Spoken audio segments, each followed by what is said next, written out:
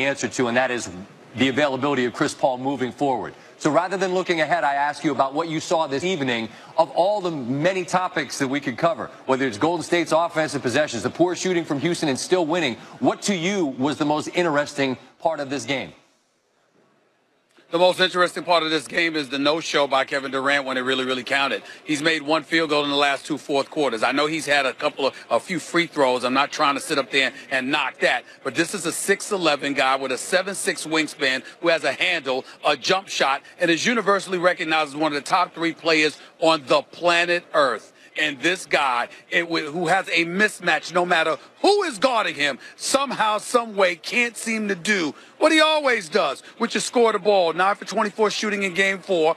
8 for 22 shooting in Game 5 tonight. Unacceptable. You need more from him, particularly when you have a Houston Rockets team that is getting all up in their grills, Scott Van Pelt. I mean, all over them. Mike Wilbon and I were just talking about it a few minutes ago. They are uncomfortable with Houston's defense because Houston is getting physical with them. They're getting all in their mug. They are daring them to do something about it. And the very player that is capable of doing something about it with relative ease based on his resume, his physicality, and what he brings to the table has seemed incapable of doing something in these first 2 games. We can look at James Harden 0 for 11 shooting from three-point range, 5 for 21. Right. Overall, we understand. Rough night. CP3, not a single turnover in nearly 37 minutes. Definitely exemplary. But what stands out is Kevin Durant. Under the most adverse circumstances since he has become a Golden State Warriors, he has not been around when it counts. Yeah, and I just think, Stephen A., sure, we can look at him, but I don't think it's singular. I feel like Klay Thompson, who can get as hot as anybody, isn't getting touches. The offense bogs down. And yes, by all means, credit to Houston. I think life, we want to make it one or the other. It's rarely that. It's normally a little bit of both. But I'm confused. No, it's not. It's both. I'm confused by what I'm seeing out of Golden State on offense, where it's just, this is a team that it doesn't have any pace or rhythm, and I'm just baffled by what I'm seeing in offense, Stephen.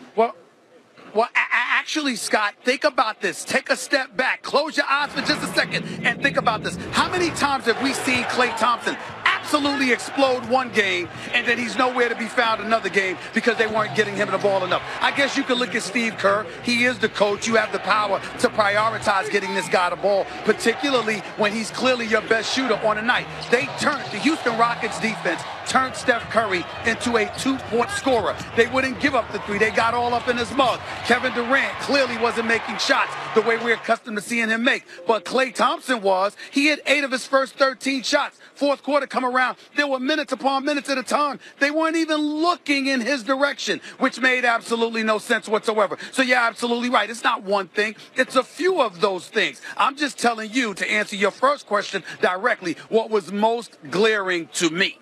Fair enough. It was not a work of art, but there was furious effort, and that's what it. Look, the games matter that much. That's what these games require, and that's what both these teams deliver tonight, Stephen. We'll see you tomorrow morning on First Take. Appreciate you, man. All right, buddy. Thank you. Sports Center on the road. Fourth quarter here tonight in game number 5. Chris Paul was all about that second half. We're joined by Stephen A. Smith. Stephen A., what if I told you James Harden would go 0 for 11 from 3 and the Rockets would still win and now be a game away from going to the NBA Finals? You would say what? I would say I would be shocked, but I see what I'm seeing right now sitting in this arena.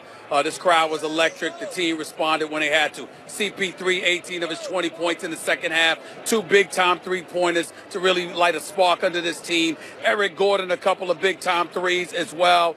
James Harden was able to get to the free throw line on a couple of occasions. They got saved. Also, Kevin Durant disappeared when it counted most. I know he finished with 29, but he wasn't around when you needed him most. Steph Curry, they turned into a 2-point shooter. And for some inexplicable reason, knowing that Steve Kerr didn't make it a priority, in my estimation, or the team didn't make it a priority to get Klay Thompson the ball. He hit 8 of his 14 shots. He was the only reliable perimeter shooter Golden State had tonight. And he finished with 23 points. And somehow, some way, they couldn't find him nearly as much as they should have. They had Kevin Durant playing with his back to the basket. That's not going to cut it. Not against this team, not with their fervor, their energy, their defensive tenacity. I can't believe I'm saying that about a Mike D'Antoni team, but it's true. we're probably going to have a Game 7 because we clearly are having a Game 6 back at the Oracle with the Golden State Warriors on the brink of elimination. It's amazing. Klay Thompson was the Warriors' really best player, and we thought prior to the game he might not even play in the game tonight. Stephen A., here's my question for you. The Warriors, we've talked about them as being a superpower in this last collection of years, an all-time great basketball team. These last two games, they look like just a good team as opposed to an all-world great team. What's Golden State's problem right now? Well, first of all, offense is their problem. They're not moving the basketball. They're not spreading the floor appropriately. They're turning over the basketball. They're a bit laissez-faire with it early games, and it shows up late in games as well. And Kevin Durant's a big problem. Kevin Durant's one of the top 3 players in the world. We need to stop all of this stuff. He's one of the top 3 players in the world, and he is not showing up over the last 2 games. 9 of 24 from the field in Game 4.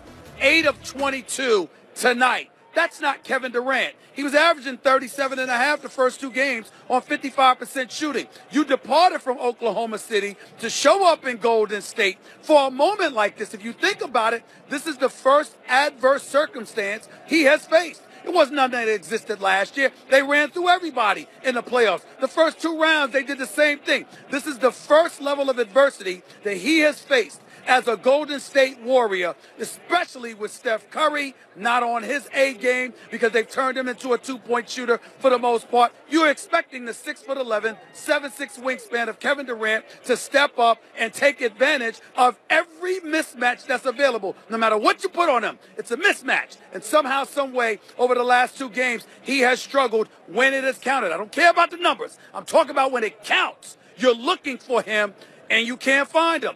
That's a problem that better be alleviated quick, fast, and in a hurry because, again, the reigning defending NBA champions are 48 minutes away from getting knocked off and going home.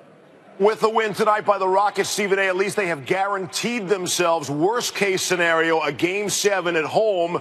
If Chris Paul is injured, I don't know if you have any thoughts on that. I know it just happened on the court behind you. But if he's to miss some time or can't be himself in Game 6, at least they have themselves some more time to get home for 7. Ramona Shelburne, I reported extraordinaire. She was near the locker room when he was walking out. He couldn't finish the game. Chris Paul was not healthy. That hammy is something he has played with before, but he is definitely hurting now. There are questions as to what kind of shape he will be in for Game 6. Knowing Mike D'Antoni the way that I do, he'll put somebody out there that'll try to get it done. He won't risk jeopardizing a Game 7. So if the Rockets don't start off strong and fast in Game 6, they'll get blown out of the Oracle Saturday night, and there will be a Game 7 here Monday night in H-Town. Stephen A. Smith, live from Houston. Developing scene there, the drama, the ugliness on the court with the shooting percentage, now the potential for the injury to Chris Paul. Stephen A., thanks. Still special, still special.